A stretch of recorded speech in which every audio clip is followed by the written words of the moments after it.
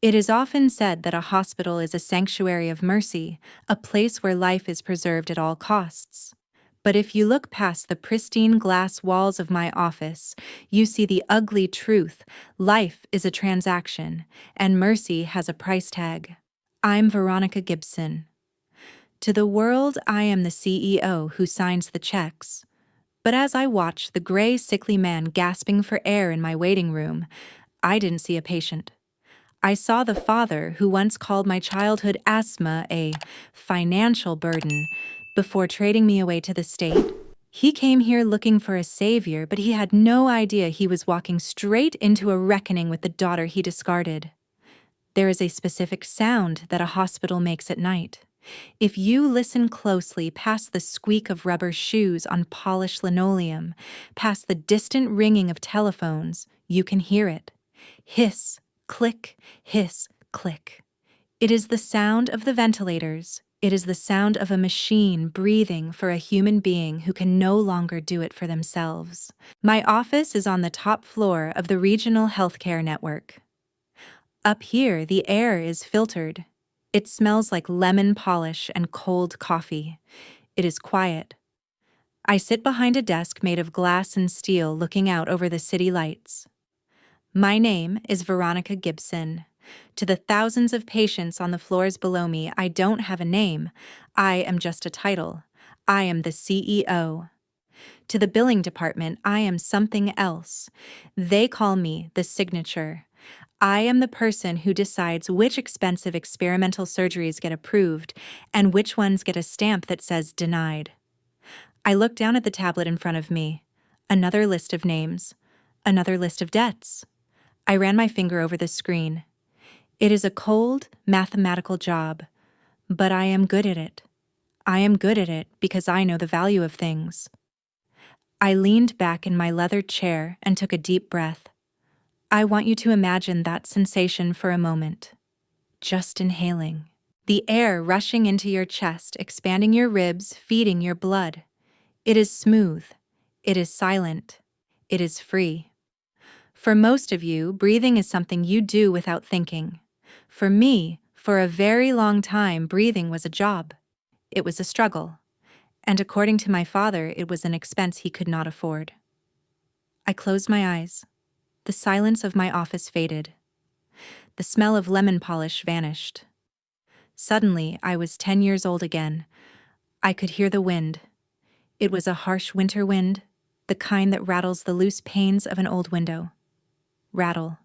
Thump. Rattle. I was sitting in the corner of our kitchen. The linoleum floor was peeling. It was cold against my legs. I was hugging my knees to my chest, trying to make myself small. I was wheezing. It's a terrible sound, a child trying to pull air through a straw. A high-pitched whistle in the throat. My inhaler was in my hand, but it was light. Empty. I had used the last puff 2 hours ago. My parents, Frank and Martha, were sitting at the kitchen table. They weren't looking at me. They were looking at a pile of cash and a checkbook. "It's $300 for the travel team fees, Frank," my mother said. Her voice was tired, but she wasn't angry. She was just calculating. "And the pads," my father said.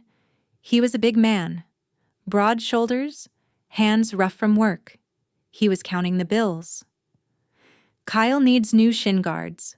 The boy can't skate in garbage. If he's going to make the scouts notice him, he needs the gear." Kyle. My older brother, the golden boy. He was in the living room watching television, loud and happy. He had strong lungs. He could run for miles. He was an investment. I coughed. It was a dry, hacking sound. My chest burned. My father didn't look up. He just slapped a $20 bill onto the table. "The girl is a bottomless pit, Martha," he said. I flinched. He didn't say Veronica. He said the girl. "Frank, she needs the refill," my mother said. But she didn't say it with fight. She said it like she was reading a grocery list. "The pharmacy won't give it to us on credit anymore." $50 here, $50 there," my father snapped. He slammed his hand on the table. "She's sinking us. We work like dogs and it all goes into her lungs. Why should Kyle suffer because she's defective? Defective. That word hung in the cold kitchen air. I squeezed the empty plastic inhaler in my hand. I wanted to apologize. I wanted to say I was sorry that my airways closed up when the weather turned cold. I wanted to say I was sorry for being expensive. But I couldn't speak. I couldn't breathe. The memory shifted. It jumped forward 2 weeks. The kitchen table was gone.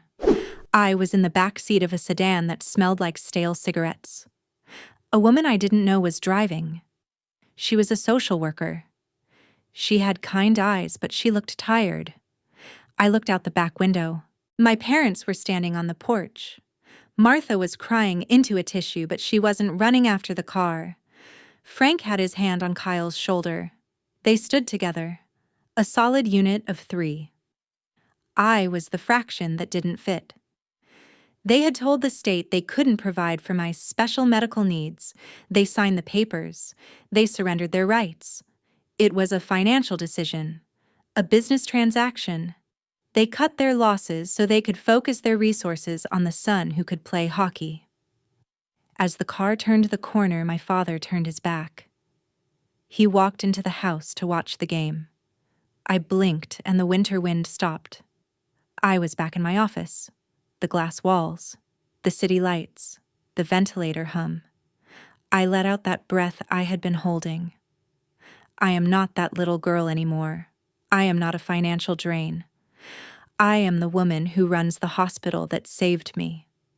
My tablet beeped. A sharp digital chirp that demanded attention. A notification flashed across the screen. Level 1 Financial Appeal. CEO override required. This only happens when a debt is significant. When the billing department has exhausted all options and the patient has no insurance, no assets, and no way to pay. They need me to sign off on the debt collection or the charity write-off. I tapped the screen. The file opened. Patient name, Frank Gibson. Outstanding balance $252, $400. Procedure lung volume reduction surgery, pending. I stared at the name. The letters seemed to float on the glass. Frank Gibson.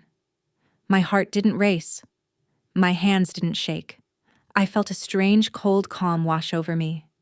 It was the same cold I felt on that kitchen floor. I stood up. I smoothed the front of my silk blouse. I walked out of my office past the assistants who nodded at me with respect, and down the long, silent hallway to the observation deck. The deck overlooks the main atrium of the billing department. It is a massive waiting room filled with plastic chairs and anxious people holding crumpled pieces of paper. I stood behind the tinted glass. They couldn't see me. I was just a shadow in the tower. But I saw them. It had been 20 years, but I knew them instantly. They were sitting in the 3rd row.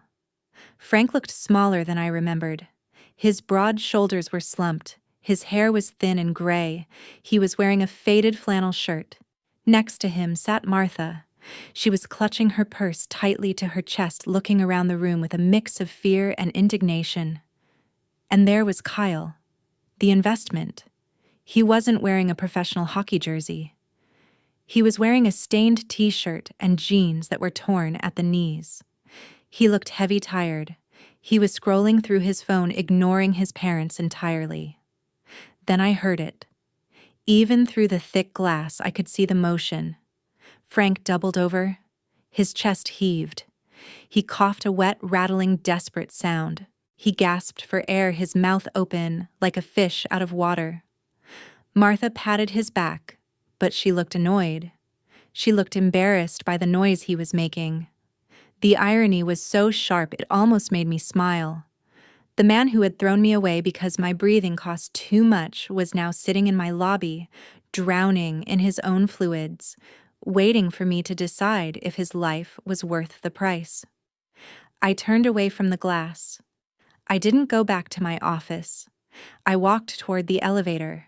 I had a meeting to attend. If you believe no child should ever be treated like a financial burden by their own parents, please hit the like button to show your support for Veronica. The glass in the observation deck is soundproof. It is designed that way. When you run a hospital network, you often need to look at the chaos without hearing the noise. I stood there, my hands pressed against the cold pane. Down below the waiting room was a sea of gray chairs and scuffed floors. It smelled of stale coffee and anxiety. I didn't need to be down there to know that smell. I remembered it from when I was 10. My eyes locked on the 3 people in the 3rd row. Frank, Martha, Kyle. From up here they looked small. They didn't look like the giants who had controlled my life. They looked like bad investments. I watched Frank. He was hunched over, his elbows resting on his knees. Every few seconds, his body would spasm. I saw his shoulders heave. I saw his chest expand and collapse rapidly. Even through the soundproof glass, I could imagine the sound. A wet, rattling rasp. The sound of lungs that have turned into sandpaper. Martha sat next to him. She wasn't rubbing his back. She wasn't holding his hand. She was looking around the room, scanning the other families. She smoothed her skirt. She fixed her hair. She leaned in and whispered something to Frank. By the way, her lips moved tight and sharp. I knew she was scolding him. She was telling him to control himself. She was telling him that his dying was embarrassing her. And then there was Kyle. I looked at my brother, the golden child, the boy whose hockey career was worth more than my medicine. He was 32 now. He sat sprawled in the plastic chair, legs spread wide, taking up enough space for 2 people. He wasn't wearing a suit. He wasn't wearing a work uniform. He was wearing a faded, oversized jersey for a minor league team that didn't exist anymore. He was holding a phone, tapping furiously on the screen with his thumbs. A game. He was playing a game while his father suffocated 2 feet away. I looked at the tablet in my hand. I pulled up the financial background report my team had compiled on the Gibson family. Frank Gibson, unemployed. Disability claim denied. Martha Gibson, retired retail clerk. Minimal savings. Kyle Gibson, employment history sporadic.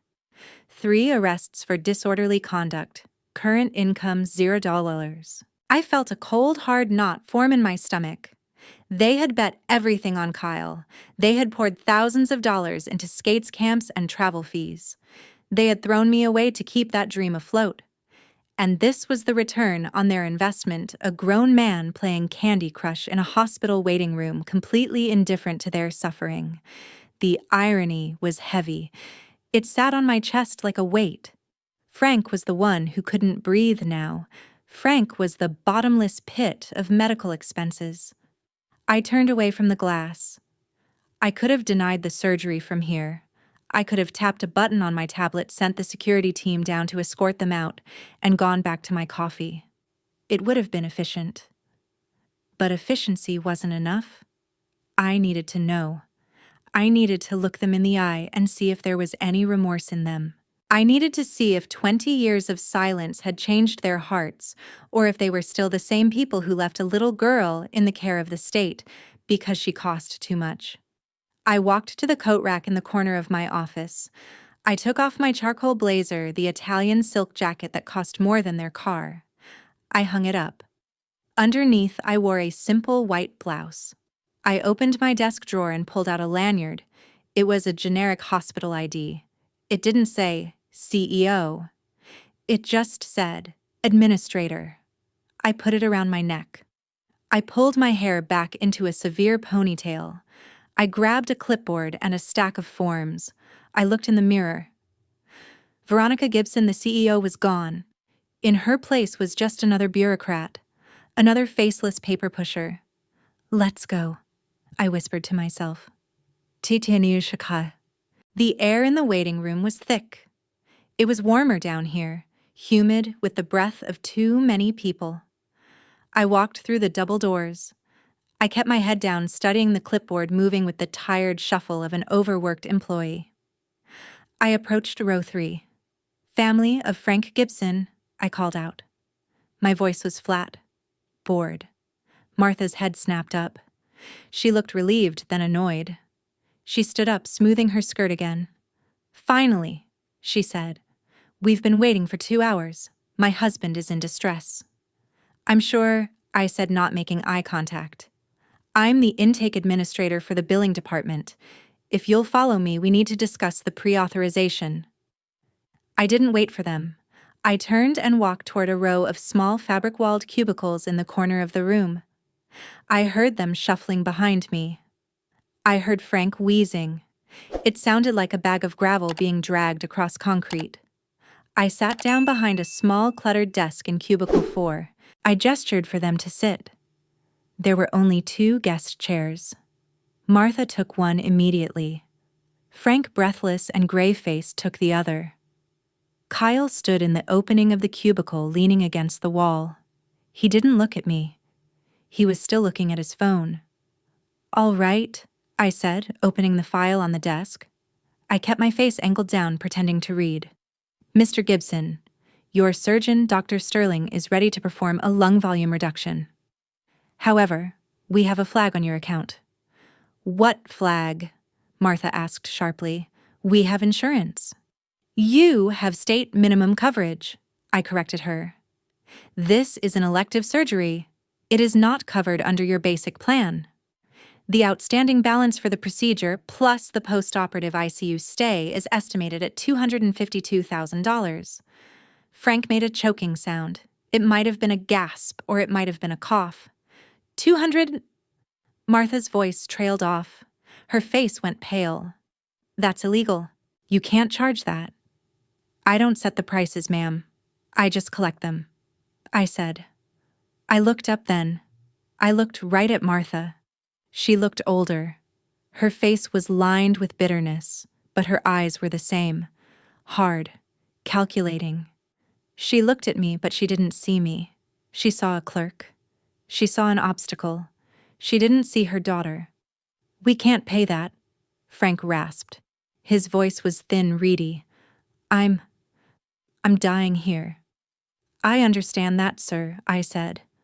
But the hospital is a business. We cannot operate without a payment guarantee. I tapped my pen on the desk. Let's look at your assets. Do you own your home?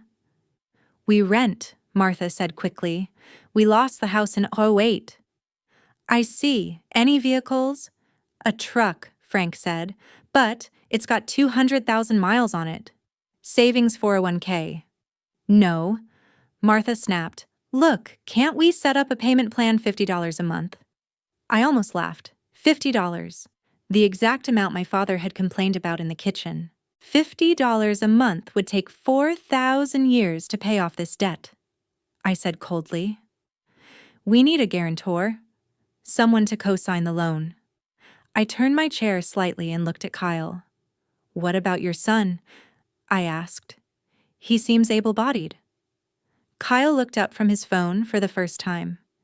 He had dull eyes. He looked at me with a sneer. Don't look at me, lady, Kyle said. I'm between opportunities right now. I got nothing.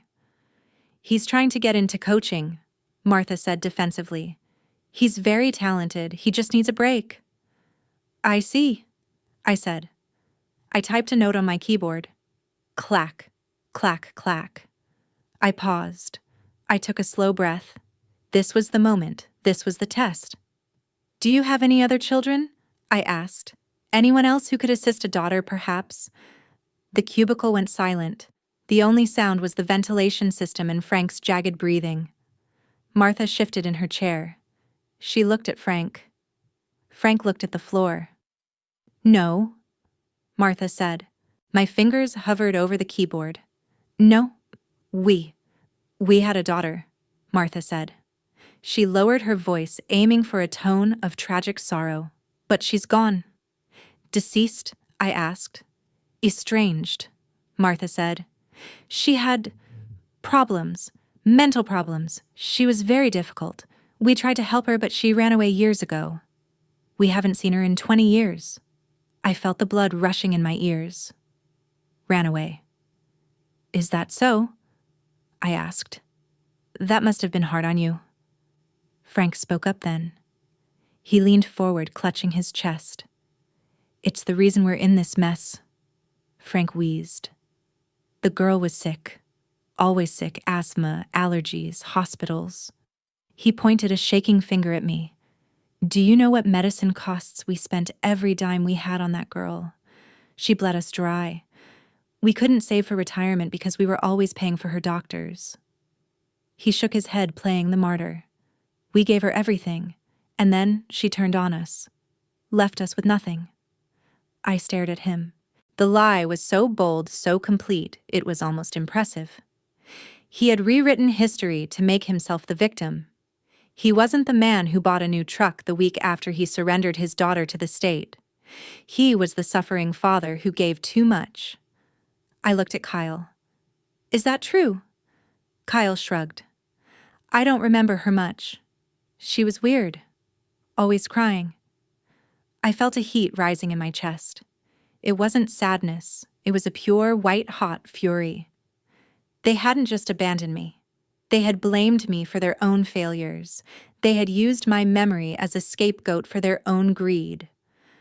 I placed my hands on the keyboard.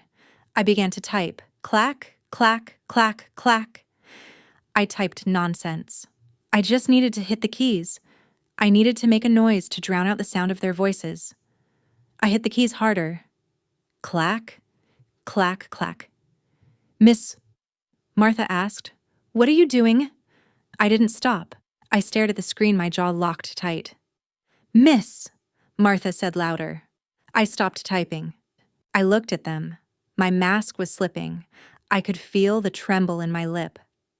I am noting your file, I said. My voice was tight. Based on your financial history and the lack of assets, I am rejecting the appeal. The surgery is denied. Frank made a noise like a wounded animal. You can't do that. It's done, I said. I suggest you call a hospice provider. They can help make you comfortable. Martha stood up. Her face was red. The sorrow was gone, replaced by the anger of a woman who wasn't getting her way. This is unacceptable, she shouted. I want to speak to your supervisor. I want to speak to the person in charge of this hospital. You want the person in charge? I asked. Yes, right now, someone with authority. Someone who understands that we are good people who deserve to be helped. I slowly pushed my chair back. I stood up. I was tall. Taller than Martha now. I looked down at her. You want to see the director? I asked quietly. Yes. I reached up and unclipped the lanyard from my neck. I dropped it onto the desk. It landed with a soft plastic click. Fine, I said. I'll go get her. I walked out of the cubicle without looking back. Have you ever dealt with relatives who only care about money or who rewrite history to make themselves the victim? Don't be shy to share your story in the comments. The executive conference room on the top floor does not look like a hospital. It looks like a courtroom. The table is 12 feet long, made of dark polished mahogany. The chairs are high-backed leather. The walls are soundproofed, lined with portraits of past benefactors, men and women who gave money to save lives. I stood at the head of the table. I had put my blazer back on. I smoothed the lapels. I checked my reflection in the glass of the window one last time. The clerk was gone. The administrator was gone. Only the CEO remained. I pressed the button on the intercom. Send them in. The heavy double doors opened with a hydraulic hiss. My assistant, a young man named David, who looked terrified of me, ushered them in. Mr. and Mrs. Gibson, David whispered. Please sit. They walked in slowly. The size of the room intimidated them. I saw Martha run her hand over the back of a leather chair before sitting down. She looked at the expensive wood, the view of the city, the carafe of ice water. She looked hungry. Frank shuffled to the chair next to her. He was breathing harder now. The walk from the elevator had drained him.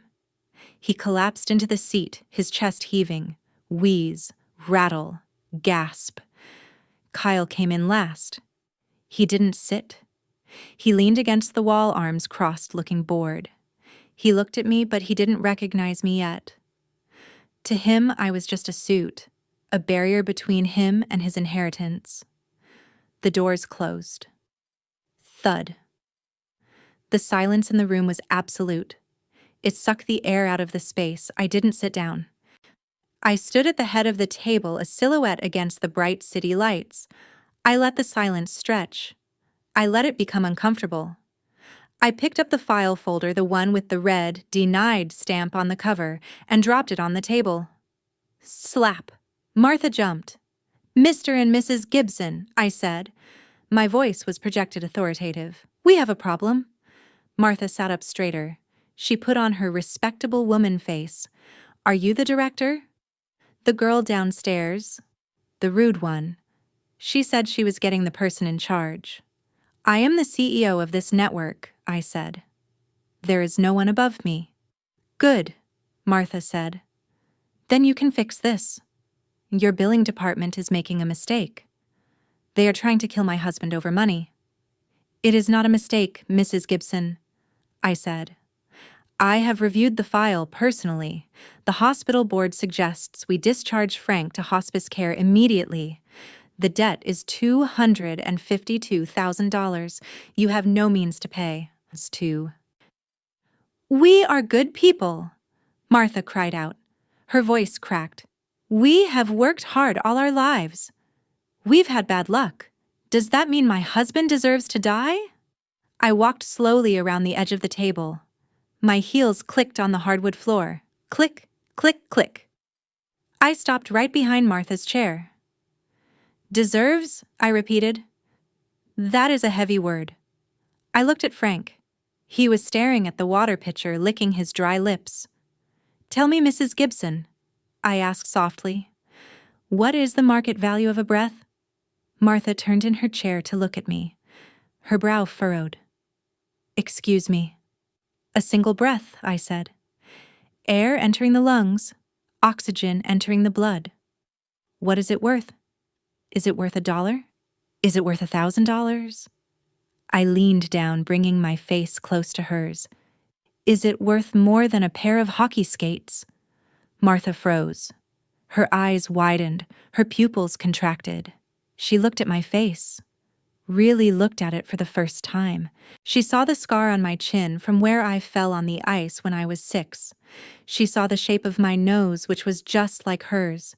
She saw the eyes of the daughter she had erased. "Veronica," she whispered. It wasn't a greeting. It was a question asked in horror. I straightened up. I walked back to the head of the table. "Hello, Mother," I said. "Hello, Frank." Frank's head snapped up. He squinted at me, his vision blurry from hypoxia. He gripped the arms of his chair. "Ronnie," he wheezed. The name sounded like it hurt him. "It's Ms. Gibson," I corrected. "Or CEO. You forfeited the right to call me Ronnie 20 years ago." I don't understand," Martha stammered. She looked from me to the door as if looking for an escape. "You run this place, but the state? They said you were in a group home." I said. "I survived it. I studied. I worked. I clawed my way up from the bottom of the system you threw me into. And now I own the system." Kyle laughed. It was a short bark of a laugh. "No way," he said. He pushed off the wall. "Little Ronnie, the sickly kid. No way." "Sit down, Kyle," I said. I didn't raise my voice, but the command whipped across the room like a lash. Kyle sat. I opened the medical file. I looked at Frank.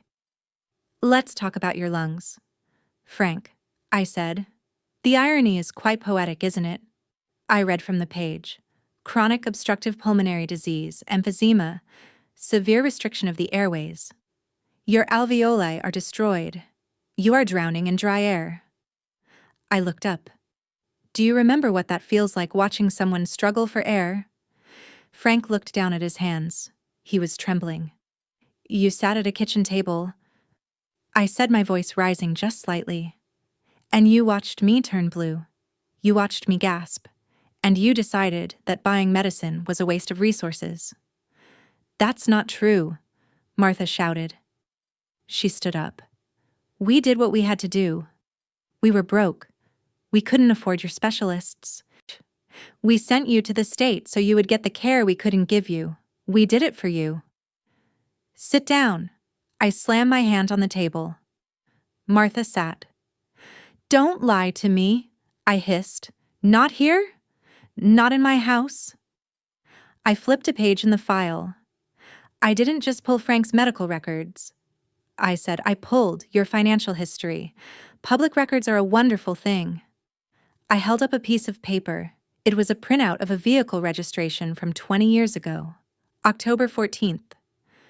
I read, the day you signed the surrender papers. The day the social worker took me away. I looked at Frank. Do you remember what you did on October 28th? Frank, 2 weeks later? Frank shook his head weakly. I don't. You bought a truck? I said. A Ford F-150.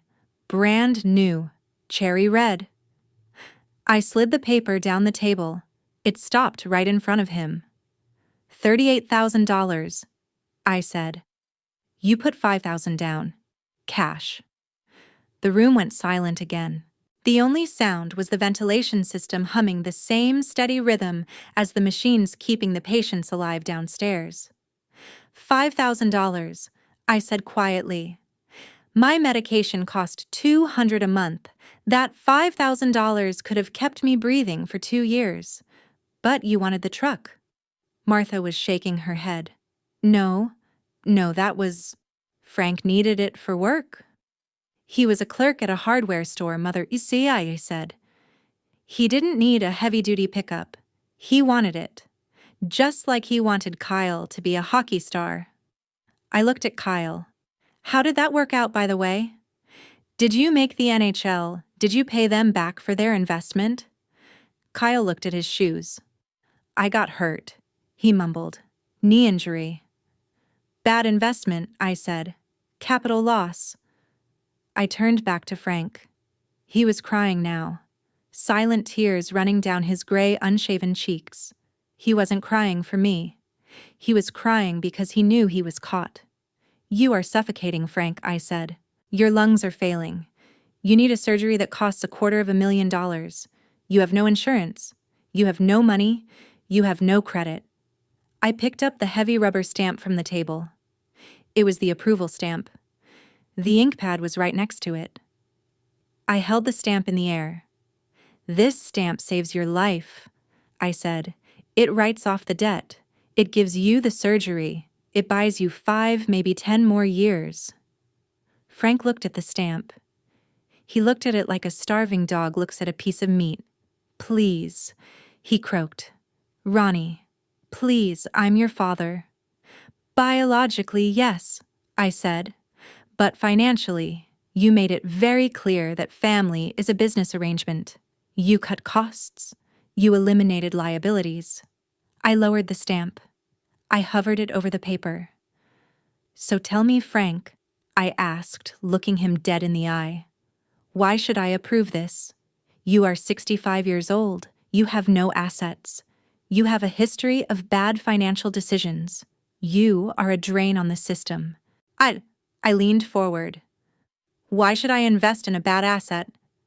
Frank opened his mouth, but no words came out. He just wheezed. A long, high-pitched whistle of air that sounded exactly like a 10-year-old girl crying in a cold kitchen. I looked at the paper. I looked at the stamp. I didn't stamp it. I tossed the stamp onto the table. It clattered loudly, spinning on the wood. Give me one reason, I said. One reason that isn't a lie.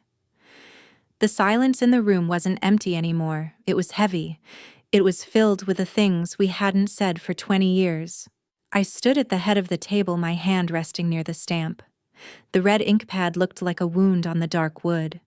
Frank was slumped in his chair. He looked small. The bravado he had shown in the cubicle downstairs, the way he had puffed out his chest and complained about the cost of raising me, was gone. The truth about the truck had deflated him. He was just an old man now. an old man who couldn't breathe. He looked at me, his eyes watery and red-rimmed. He didn't say anything. He didn't try to defend the truck or the hockey gear. He just looked at me with a profound, terrifying shame. He knew I held his life in my hands, and he knew he didn't deserve it. But shame is a quiet emotion. Greed is loud. "Ronnie," Kyle said. I turned my head slowly. My brother was leaning forward now, his elbows on the table. He wasn't looking at Frank. He was looking at the gold watch on my wrist. He was looking at the view of the skyline. He was doing the math. "Ronnie, come on," he said, a grin twitching at the corner of his mouth. "You're the CEO. That's wild. You must be loaded." I stared at him. "Is that what you see, Kyle?" "I mean, look at this place," he said, gesturing around the room.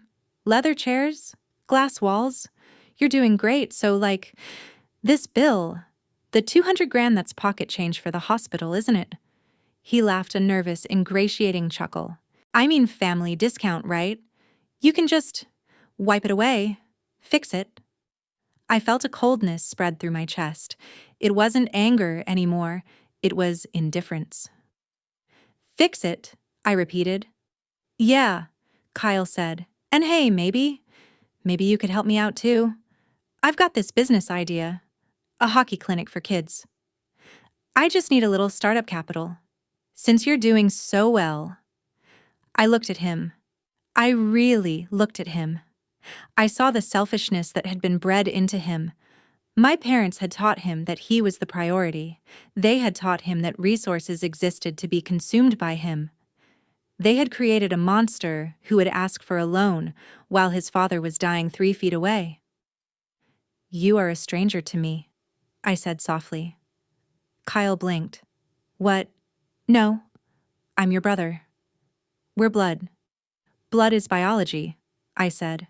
"Family is behavior, and your behavior is bankrupt." Martha reached out and touched Frank's arm. Her hand was shaking. She wasn't looking at Kyle. She was looking at Frank's lips. They were turning blue. "He's getting worse," she whispered. Her voice was thin, terrified. "He can't catch his breath. Veronica, please." She didn't demand. She didn't scold. She begged.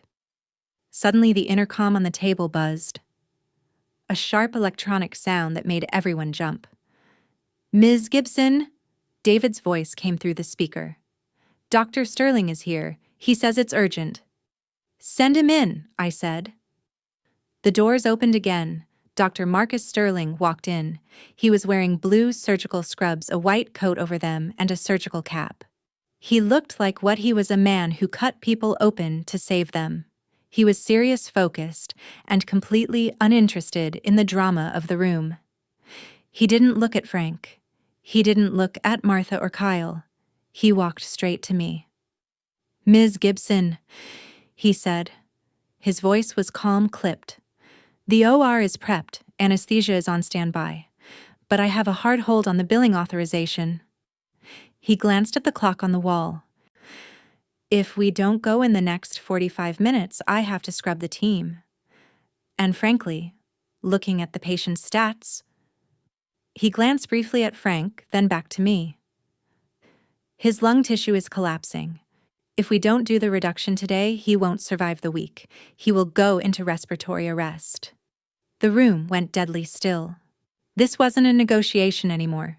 It wasn't a game of guilt or blame. It was a countdown. Dr. Sterling held a clipboard. He held a pen. He stood there waiting for my command. "The debt is outstanding, Dr." I said, my voice steady. $252,000. "I am aware," Sterling said. "Protocol dictates we cancel the procedure and transfer to palliative care. Shall I make the call?" He hovered the pen over the cancel box on his form. I looked at the pen. It was a simple black ballpoint. It cost maybe 50 cents. But in that moment, it was the heaviest thing in the world. Martha let out a sob. It was a raw, ugly sound. She stood up and grabbed my arm. Her fingers dug into the silk of my blazer. "No," she screamed. "No, you can't." Veronica, look at him. He's your father. You can't just let him die. I flinched at her touch. I pulled my arm away. I said. I can do exactly what you did to me. I can decide he is too expensive. I can decide he is a bad investment. He's a human being, Martha cried. So was I yelled back. The shout echoed off the glass walls. Martha recoiled. She covered her mouth with her hand. I looked at Frank. He was gasping now, his chest heaving with every shallow breath. The sound was terrible. Hoo! Hoo! It was the sound of a drowning man. I remembered that sound. I remembered lying in my bed at the group home listening to the other kids cry, listening to my own wheezing chest, wondering if anyone would come for me. No one came. I looked at Dr. Sterling. He was watching me. He didn't judge. He just waited. "Shall I cancel, ma'am?" he asked again. I looked at the stamp on the table. I picked it up. It felt cold in my hand. I looked at my parents. They were terrified. They were helpless. They were entirely at my mercy. And in that moment, I realized something. If I let him die, I would be justified. No one would blame me. The debt was real. The rules were clear. But if I let him die because of the money, if I let him die because he was a burden, then I became them. I became the person who put a price tag on a life. I became the person who thought money was more important than breath. I looked at Frank's blue lips. I looked at the fear in his eyes. I took a deep breath. A clean, easy breath. I made my choice. I bet they didn't see that coming. Let me know in the comments if you guessed the surprise. The pen in my hand felt heavy like a bar of lead. I looked at the paper in front of me. It was a standard authorization form. It had boxes for insurance codes, liability waivers, and billing addresses. At the bottom, there was a single line waiting for a signature. If I put the pen down, Frank Gibson would die. It wouldn't happen immediately. It would be slow. His airways would continue to constrict. The carbon dioxide would build up in his blood. He would slip into confusion, then unconsciousness, and finally silence. It would be legal. It would be financially responsible. It would be exactly what he had done to me. I looked at him. His head was lolling back against the leather chair. His eyes were half closed. He wasn't the monster of my childhood anymore. He wasn't the tyrant who slammed his fist on the kitchen table. He was just a terrified old man who didn't want to leave this world yet. I looked at Martha. She was trembling, her hands clasped in prayer, watching my hand. I looked at Kyle. He was looking at the floor, unable to meet my gaze. I realized then that hatred is easy. Revenge is easy. You just have to do nothing. You just have to let gravity take its course. But mercy is heavy. Mercy requires strength. I didn't want to be like them. I didn't want to be the kind of person who weighed a human life against a bank balance. If I let him die to settle a score, I was no better than the parents who abandoned a child to save money on an inhaler. I took a breath. A deep, clean, unobstructed breath. I filled my lungs with the expensive air of my office. I pressed the pen to the paper. Scritch, scratch. The sound was loud in the silent room. I signed my name. Not the girl, not the burden. Veronica Gibson, CEO. I picked up the heavy rubber stamp, the one that said approved, and I brought it down hard. Thud. The ink was red. It looked like a seal of blood. I handed the clipboard to Dr. Sterling. "Do it," I said softly. Dr. Sterling didn't smile. He didn't offer congratulations. He just nodded, a professional acknowledging an order. "And the billing code?" he asked. "Code 99, I said. Compassionate Care Act. Write it off. Full coverage. The hospital absorbs the cost." Dr. Sterling marked the code. "Understood. I'll have the team take him down immediately." He turned to the door and pressed a button on his pager. 2 orderlies rushed in with a wheelchair. They helped Frank out of the leather chair. He was limp, barely conscious, but he was breathing. They wheeled him out. Dr. Sterling followed. The heavy doors closed behind them. Click. The room was quiet again. Martha stood there staring at the closed door. Then slowly she turned to me. Her face crumbled. The terror washed away, replaced by a flood of relief. Tears streamed down her face. She took a step toward me, her arms opening wide. "Oh, Ronnie," she sobbed. "Oh, thank God I knew it. I knew you wouldn't let us down. I knew you still loved us." She rushed forward, intending to hug me, intending to wrap me in her arms and pretend that the last 20 years had just been a misunderstanding. She wanted to pretend that we were a family again, united by this miracle. I took a sharp step back. I held up my hand palm out. "Stop," I said. My voice wasn't loud, but it was cold enough to freeze her in her tracks. Martha stopped. Her arms dropped to her sides. She looked confused. "Veronica, but you saved him. You paid for it." "Yes," I said. "I did." "Because you forgive us?" She said, nodding eagerly. "Because family comes first. I know we had our problems, but I didn't do it for you." I cut her off. I walked back to the head of the table.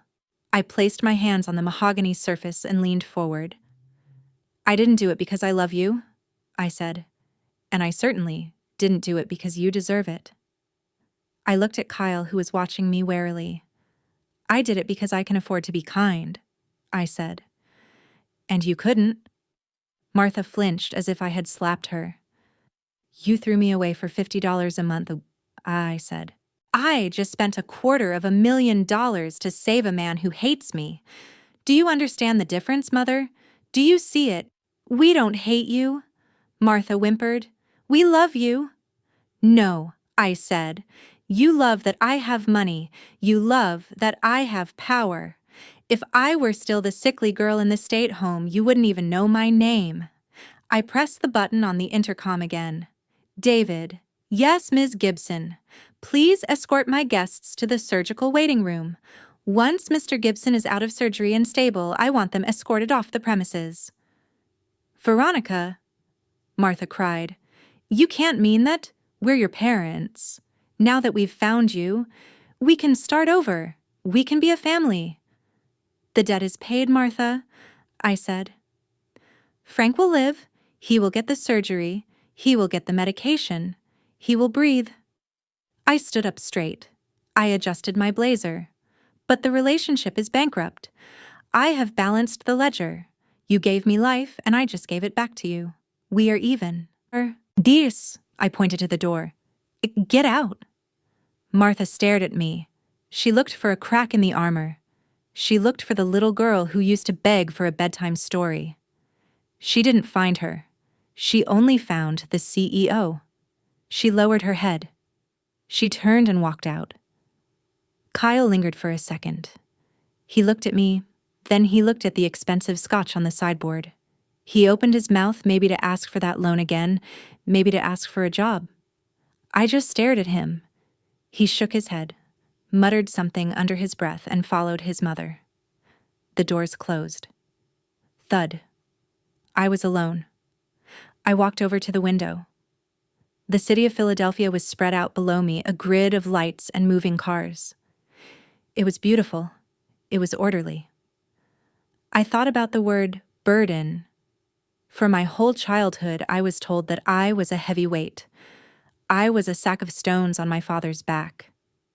I was the anchor that kept my family from sailing away to a better life. They were wrong. I wasn't the burden.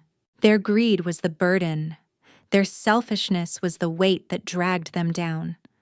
I pressed my hand against the cool glass. Frank would wake up tomorrow with lungs that worked. He would take a deep breath and it wouldn't hurt. But he would have to live with the knowledge that every single breath was a gift from the daughter he discarded.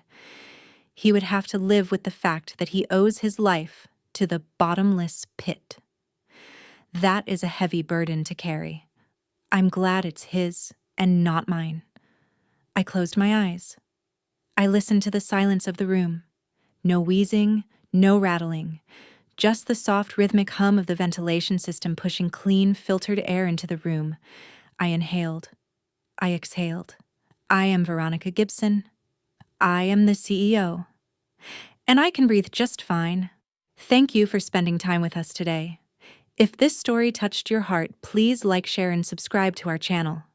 Your support helps us tell more stories like this. See you in the next video. Veronica proved that mercy is often harder than revenge, but it is the only path to true peace. Have you ever experienced a conflict like this? Don't be shy to share your thoughts in the comments.